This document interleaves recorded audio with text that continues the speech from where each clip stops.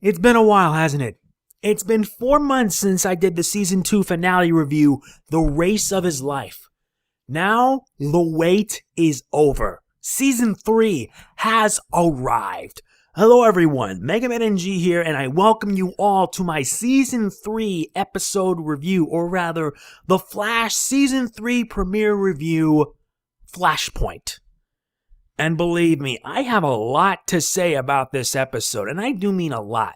So here's the deal. I am going to be providing my thoughts on the episode, provide a summary, what I liked, what I disliked about it, as well as a bit of a discussion about a few things I noticed throughout the episode, as well as some additional things I covered. Anyway, and also be forewarned, there are spoilers. So if you do not want to be spoiled, watch the episode, then watch my review. I'm just saying it right now. I don't want to spoil people. I don't want to piss people off. I don't want to do anything that's going to get people upset. So I'm saying it right now. Once I begin, the spoilers are going to be on high gear. And we start right now. In a world unlike our own, Barry enjoys a peaceful life with his mom and his dad. But not all is as it seems to be. Trouble ensues in Central City as an enemy speedster is causing terror. The only one that can stop the foe is the Flash, but not the Flash we know.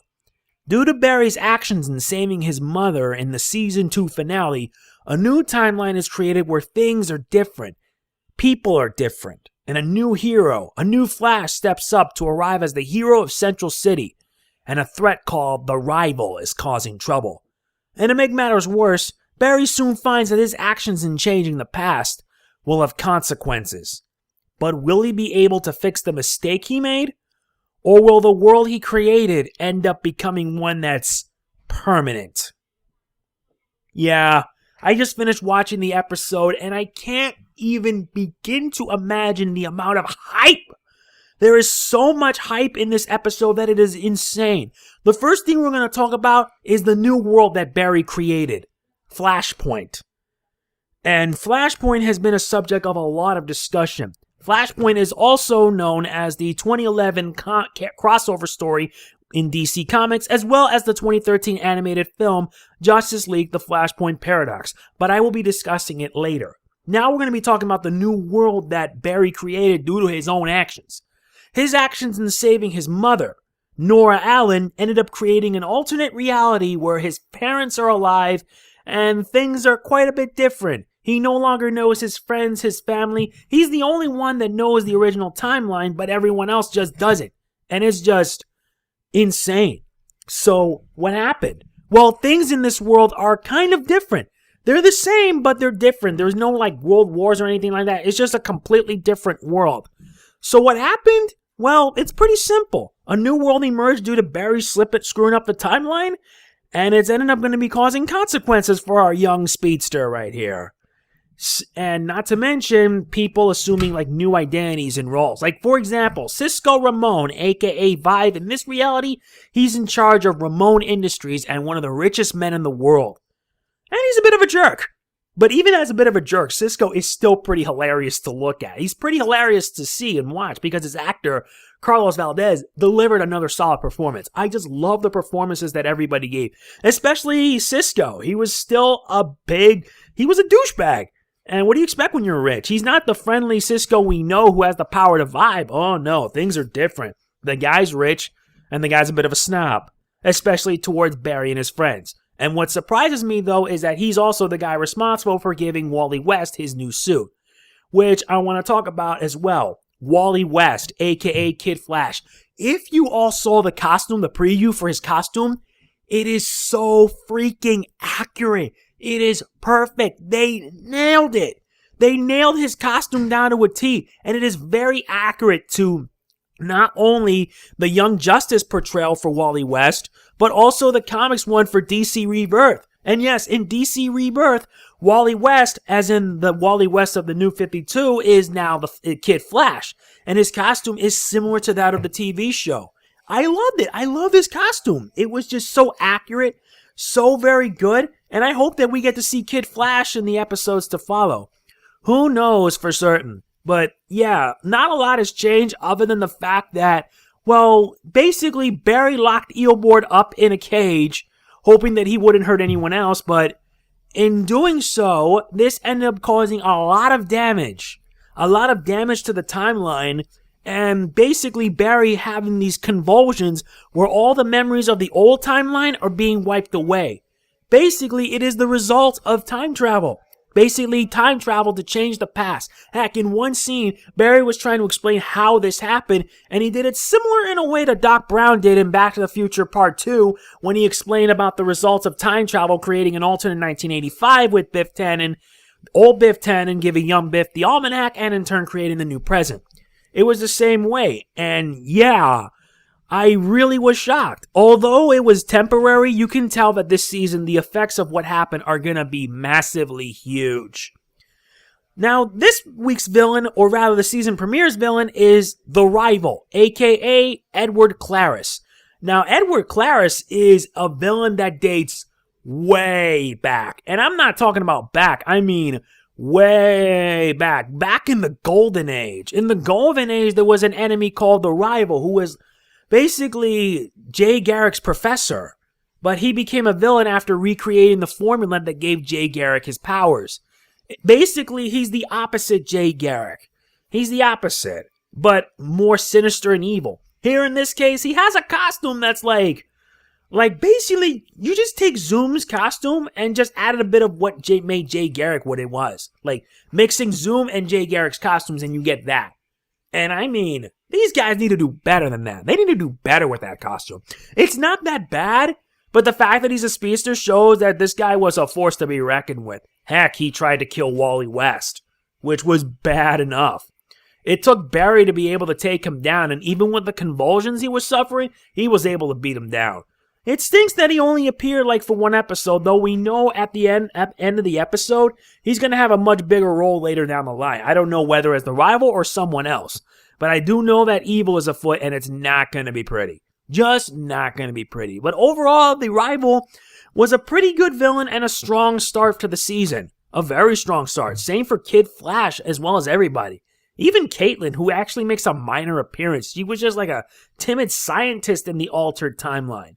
Whereas many others, well, they're against it. Like, for example, Iris West working for the CCPN, as well as Joe West being, struck with hangovers and all that. Man, it was just messy. Just absolutely messy. Now, I really didn't find much not to dislike about this because this episode was truly action-packed. It was intense all around, all while having Barry trying to contend with what to do in this altered timeline. And he realized what needed to be done. And it was to make sure Eobard Thawne fulfilled what needed to be done to undo all the damage. I really have to admit, of all the performances that I loved in this episode, Eobard Thawne's was without a doubt the best. It was the best, and even what he said, remember the trailer when they premiered Season 3 with Eobard saying, "Who's the villain, Flash? Now who's the villain?" That really chilled me to the bone. That was very well done, and his actor just did spectacular. I loved it. And I have a feeling that Eobard Thawne's going to be around for a long time. Even though Eobard Thawne did die at the end of Season 1, no. When you mess with speedsters, they don't go down that easily. And the fact that they mentioned time wraiths, which they're basically like the Speed Force police that hunt down speedsters who abuse time travel for their own personal gain. And I got a feeling they're going to go after Barry soon enough. Now, before we reach the end, I wanted to talk about something else, and it basically revolves around Flashpoint itself. Now, there have been, to let you guys know, this episode is the second adaptation of DC's 2011 Flashpoint, whereas the first one was the 2013 DC animated film Justice League, The Flashpoint Paradox. So, what is Flashpoint about? Basically, Flashpoint has Barry traveling back in time to stop the Reverse Flash from killing his mother. In turn, the world he once knew completely changed. Basically, the whole world's gone to hell due to Aquaman and Wonder Woman declaring war, and it's up to Barry as well as a version of Batman that is dark and sinister trying to stop the Reverse Flash and basically undo everything. Now, I'm not going to spoil much of it because at least the 2013 animated film, The Flashpoint Paradox, follows it in some way. But if I were to compare between these two and basically this version of Flashpoint, this version of Flashpoint seems pretty tame. There's no like end of the world threat or anything like that, just basically a new timeline created due to Barry's actions, whereas in the comics as well as the animated movie, the consequences are severe, and I'm talking extremely end of the world severe. Now it sucks that we're only going to have Flashpoint for just one episode, but it makes you wish it could just last a few episodes longer, basically showing more about this Flashpoint world, and also seeing Kid Flash in action, because in the Flashpoint in the comics, there was no Kid Flash or Wally West or anything like that. Wally West isn't even a speedster in the Flashpoint world in the comics. Basically, he dies at the hands of Citizen Cold. It's just kind of sad. But I wanted to mention this because for an adaptation, even if it's like one episode, it was alright. And I know they were limited, but hey, you get what you got, and I find that to be very good. But I also feel that the season premiere is just a starting point. Because you know Barry, right? Barry loves to like travel back in time and everything like that. He's a speedster. What else?